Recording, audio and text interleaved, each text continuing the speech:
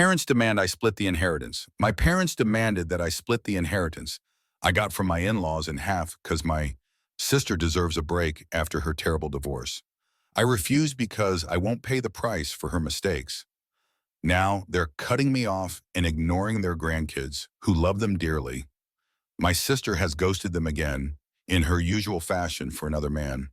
So now they want me and the kids back in their lives. I'm a 35-year-old woman.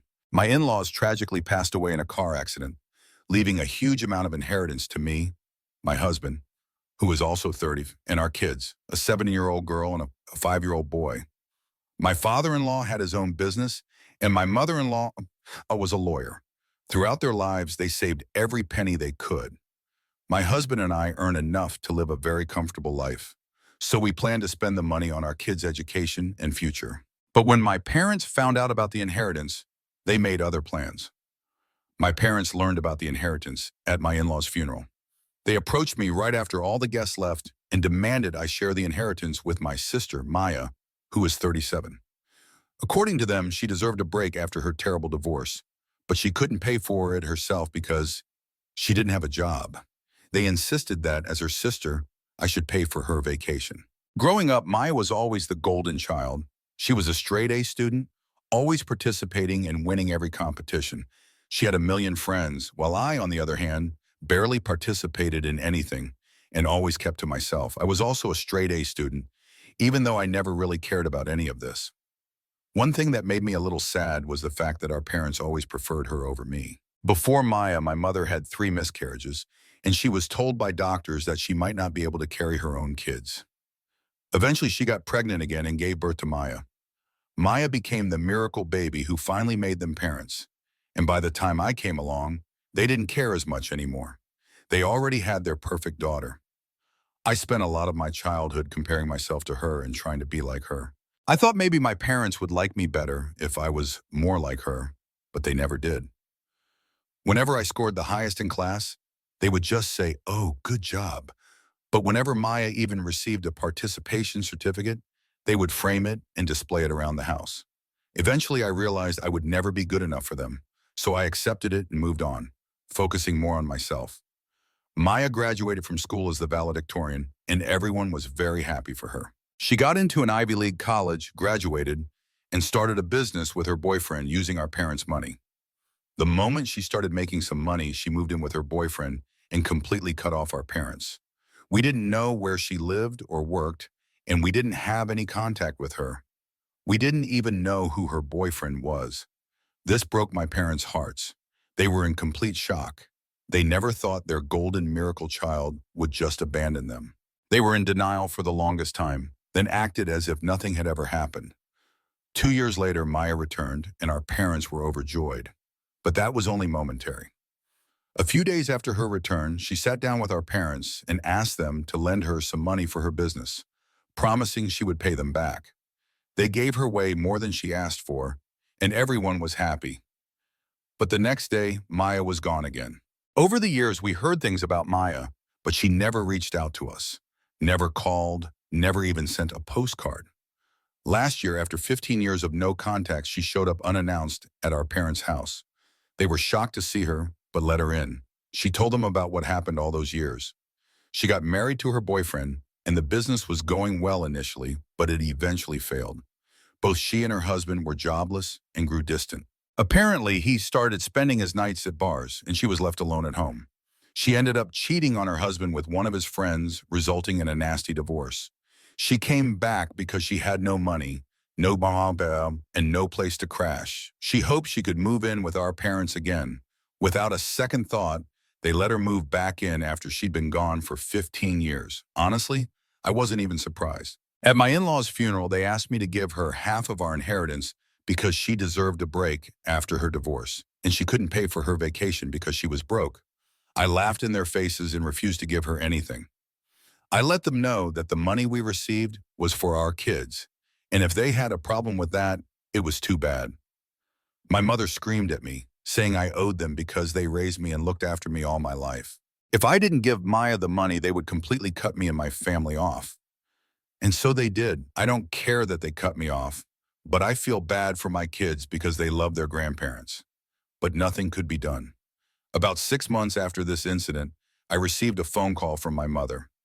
I figured she was calling about Maya, so I didn't pick up. The next day, I got a call from my father, which was confusing because he almost never called unless it was an emergency. I picked up, and without wasting a second, he told me Maya got a new boyfriend, took a lot of money from them, left their house, and cut off all contact again. He said she had been gone for 2 months, and he and my mother wanted to meet me for lunch to apologize for cutting me off.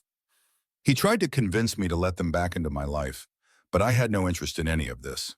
I listened to him and then told him it wouldn't be possible for them to be a part of our lives anymore. Then I ended the call. Maya leaves and comes back and leaves again. This is her pattern. My parents only love me and my family when Maya chooses to ghost them. This is their pattern. I am always the support system, always the only one picking up their pieces after their favorite daughter breaks their hearts and steals their money. But I just can't do that anymore. I am done. But I feel like at some point I am also abandoning them, and I feel terrible about that. I don't know if not letting them back into my life is the best thing to do, but at the same time, I feel like this is the only thing I can do to preserve my peace. This is very conflicting. Update 1. Hey, it's been a month since my father reached out to me trying to convince me to let them back into our lives. Even though I was clear about not wanting them back in my life, they have been desperately trying to get in touch with me. I've been ignoring their calls and messages, so now they're calling my husband almost every day, trying to make him understand that they're genuinely sorry about cutting us off. He doesn't support them at all, but he feels a little bad for them, so he hears them out whenever he can. He knows everything that has happened, and I spoke to him about what I decided. I told him I was having second thoughts about cutting them off, but he thinks I shouldn't change my mind if I feel so strongly about this situation. My parents mentioned that they apparently miss me because I was the only daughter who truly cared about them and looked after them, and that they are sorry about neglecting me as a child and want to make up for it. I don't really care anymore. I know they don't mean any of these things, and the second Maya shows back up, they'll forget about me and discard me like always. If they genuinely wanted to make up for anything, they should have tried when there was time. But it's too late now. I want nothing to do with them anymore. My kids have been a little upset about not seeing their grandparents' joins, but I think they understand that something went wrong between us. I wouldn't mind if my kids eventually want to have a relationship with their grandparents, but as of now, I prefer having no contact with them. I need this time to process everything and decide what to do next. Update 2. Hi, it's been almost 4 months since my parents reached out to me, trying to convince me to let them back into our lives. It's been a while since my husband stopped picking up their calls, but they never stopped trying. Every time they call, my kids ask me why we don't get to meet Grandma and Grandpa anymore, and I never really know what to say to them. I finally broke down and picked up my mother's call the other day. I heard her crying over the phone. She somehow managed to catch her breath and told me how much she misses me and my kids. I kind of felt bad for her after hearing her crying voice. I agreed to meet her and my father over lunch at a nearby restaurant. I met them the next day, and they were almost too sweet. My parents came back. They had never been this sweet or friendly with me. I was expecting screaming, crying, blaming, and a lot of cursing. But to my surprise, that is not how our conversation went. My father apologized for everything that has happened to date. He said he felt terrible about neglecting me and that he understands he should have been a better father to me. My mother was mostly quiet throughout the lunch, which was very out of character for her. All she said was that she was sorry for everything and that she should have prioritized me more. The rest of the lunch was a little awkward, with my parents trying to be extremely sweet and nice to me, but every bit of it felt fake. I could not shake off the feeling that they would run away the second Maya returned, so my mind was already made up.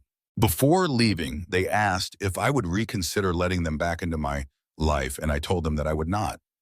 They did not say anything else and left. I hope I will finally be able to live a life without any drama involving my sister or my parents. Update 3. So it has been a month since I finally met my parents again and let them know that I am not interested in letting them back into my life. They seemed all right with it, but I was obviously wrong. When I told them I did not want them back in my life, they heard that if they tried hard enough, I would let them back in. They have been constantly calling me and my husband. We have blocked them everywhere, and they have new numbers to call us with.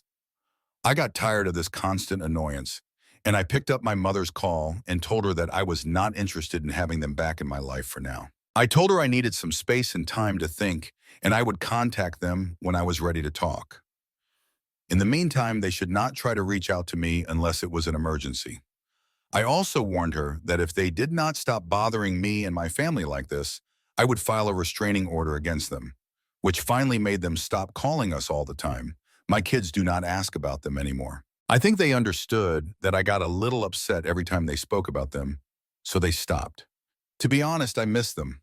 They are my parents, and I've spent a very long part of my life around them, but I am just so tired of being the discarded one. I think I deserve to have a family that truly loves me and isn't just after me for their own benefit. Maybe eventually we'll be able to talk again, but I cannot do that yet. I need a lot of time away from them. Also, many of you wanted to know about my relationship with Maya. Well, we were never close, but she was my older sister, so I always looked it up to her as a kid. She was a huge deal for me. She was perfect in my eyes as well. I wanted to be like her. I used to copy everything she did. For the longest time, I admired her, but she did not like me that much. She always tried to make me feel terrible about myself. Every time I felt good or even okay about something, she was there to make me feel terrible. She would always remind me that I was ugly, I had acne, I was unpopular, and that I would never be able to match up to her. Every time I told my mother about whatever Maya said to me, she would just laugh it off by saying something like, "Oh, she's just your sister. She doesn't mean it. She's just joking."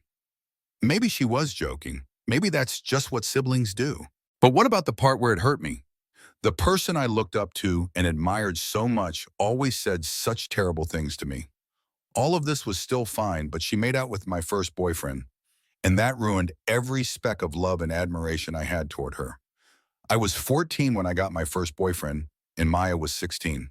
He came over one day and she was there as well. I went to the kitchen to do something and came back to catch them making out on the couch. I was very angry at him, but that was not the worst part. My very own sister broke my heart into a million pieces. Why would she do that to her youngest sister? And it did not stop there. Whenever I liked boys, she needed to get with that guy. And every time I had a boyfriend, she made passes at them. So the pure admiration and love I had for my sister turned into nothing but disappointment, anger, and hatred. So every time she did something terrible, I was not surprised. Update 4. Hi, it has been 3 weeks since I last spoke to my mother, and I was honestly so dumb thinking she would understand what I meant by emergency. So last night, as we were about to sit for dinner, someone rang the bell. We weren't expecting anyone, so we were confused. My husband got up and opened the door, and he called out to me. I went up to the door, and there my parents were, and so was Maya. My father was holding a bottle of wine, my mother was carrying some food, and Maya was just standing there. They all looked so happy, and my mother screamed with excitement, stating Maya was back. I could see that she was standing right in front of me with that annoying grin on her face. They invited themselves in and headed right towards the dining hall. I kind of just froze right in front of the main door because I could not understand what just happened. After a few seconds, I followed them into the dining hall, and I saw my parents hugging my kids, who seemed a little uncomfortable. I stopped my parents and took the kids upstairs to their rooms and asked them to play with their toys for now. I told them I would take them downstairs for dinner in a while. The kids went on to play, and I went downstairs into the dining hall where my parents and my sister made themselves comfortable. I asked them what they thought they were doing, and they acted all clueless as if nothing had happened, and they did not know what I was talking about. All they could say was, "Maya is back." It took a lot of strength in me to keep my cool and be calm, whereas in reality, I wanted to scream and tear their heads off. They were so happy about their beloved daughter Maya being back that they completely chose to ignore the fact that she had stolen from them and abandoned them 3 times and is quite literally a flight risk. If she saw a guy walking on the road and she thought he was cute, she would not think twice before stealing from them and running away again. But my parents were blinded when it came to Maya. She could do no wrong in their eyes. It is all right that she stole and ran away. It can be forgiven and forgotten completely. I just could not believe them. Are they really that blind? Could they really not see her pattern? Anyway, they went on talking about how their darling daughter Maya was in a very serious relationship with this married man who promised he would marry her and give her everything she wanted. He asked her to move in with him, and he made her pay the house rent all the time, which she did with our parents' money. But he was never around and always too busy with that wife of his, so she got bored and cheated on him with another man. Then the married guy broke up with her, so she moved in with the other guy who had a stable job and used to earn a decent amount. But Maya did not have a job, so she used to sit around at home doing absolutely nothing. Eventually, she got bored of this guy as well and cheated on him with his younger brother. When the guy found out about this, he broke up with her and kicked her out. After all of this, Maya came back to our parents and they welcomed her with open arms. Of course, they did. What else did anyone expect? Even after all of this, after everything she did to our parents, she was the definition of perfection. I knew for a fact Maya would leave again, and that would crush them. But the only difference would be that I would not be there to help them out anymore. This incident made it very clear that this loop is never ending. There's no way out of it. The only thing I can do is keep myself and my family out of this. I did not even try to be nice to them anymore. I just asked them what they were expecting from me, and they looked very confused as if nothing had happened. I was just so done with all of it at this point. I just asked them to get out of my house. I did not care if it was humiliating for them or about anything. It was too late. My family hadn't been able to have dinner because of their intrusion, and I just wanted them to be gone. I was so tired that I even promised them I would meet them at their house for lunch whenever they wanted me to. I just needed them to leave my house at that very moment. They were satisfied with my proposal. They said I should come over the next week, and I agreed, and they finally left. I will let you guys know what happens at lunch. Update 5. Hey guys, so I went to my parents' house for lunch the day before yesterday. I needed a day to process everything that happened at their house. So I somehow dragged myself out and drove to their house. I went in, sat down in the living room, and Maya sat right in front of me. It was awkward because no one was speaking. Then my mother came in and let us know that the food was served and that we should join them at the dining table. Then my father started trying to make conversation with me. He asked me about my husband, my kids, my children, and other similar things. After some chit-chat, everyone was quietly eating for a few minutes. Then my mother started speaking. She went straight to the point, and the point was the inheritance again. The reason they've been contacting and bothering me and my family for almost a year now was the inheritance. They demanded I give half of it to my sister, or as they called her, their golden child. According to them, my sister deserves that money. She has been through hell, and the only way she would feel better is if she got half of the inheritance. I reminded them that the inheritance is being kept for the kids in their future. It will be used for their education and whatever else they require. I also said that my sister did not deserve the money at all, and on top of that, she did not even know my in-laws, let alone deserve their hard-earned money. My mother just said that it doesn't really matter, and Maya did not need to know them to get their money. I was already pretty angry and annoyed with them, but I still tried my best to keep my calm and be civilized. I reminded them again that the money was for the kids, and my husband and I would use it for their schools, colleges, and whatever else they needed. After hearing this, my mother had the audacity to say that I would be wasting the money if I spent it on my kids because they couldn't pour water out of a boot if the instructions were on the heel. This is where I absolutely lost my mind. My kids really love their grandparents, and this is what their grandparents had to say about them. I was already so done with them, but there may have been a chance of us reconciling sometime in the future. But her saying things like this about my kids was crossing every possible boundary I had. I completely lost it and screamed at all of them. I called out my parents for being the worst possible parents to me. I told them how I felt about everything, how I felt about them always prioritizing Maya over me, how she always messed up and was never punished for anything. But on the other hand, even if I did nothing wrong, I was always screamed at. Nothing I did was ever good enough for them, but their darling daughter, who abandoned them time and time again, was treated like a princess and given everything she ever wanted. At this point, I was bawling my eyes out, and I stormed out of the house and drove back. I blocked them from everywhere, and they have not tried to reach out to me in any way, and I'm really hoping it stays like that. I am extremely tired of this, and if they try to reach out to me again, I do not really know what I will do. Update 6. Hi again. It's been a couple of weeks. I had some time to cool off and think about what happened. As much as I had hoped that my parents would stay away, they did not. They showed up at my house again last week. Just the parents, no Maya in sight this time. They were not as cheery and excited as they were last time. They looked sad, and I figured out what happened. Maya left, so the backup daughter was now needed. Unfortunately, the backup daughter was not available this time around. I did not let them into my house. I went out on the front porch and closed the door behind me so they could not enter. I did not want them anywhere near my kids. I asked them what they wanted, and my mother started crying, telling me how their favorite daughter, who could do no wrong, left again. I think she expected me to be surprised, and she did not like it when I laughed at her. I mean, what did they expect? They thought Maya would stay? That was probably the funniest, most unrealistic thing I have ever heard. My mother could not tolerate my behavior and started screaming. She forgot that she was not inside the house and said all sorts of things. She blamed me for Maya running away. I asked her what she meant, and she said if I had just shared the inheritance and let her have her much-needed break, she would still be here living with them, and they would be the happy family they always wanted to be. This made me laugh even more. I asked her what she thought Maya would have done with so much money. Did she think her favorite daughter would have used that money to make their lives easier in any way? Because anyone who has even heard of her would be able to guess that she would have taken that money and never returned or even looked back. While my mother was screaming and crying and blaming me for everything, my father was just standing there with a sad face throughout this whole thing.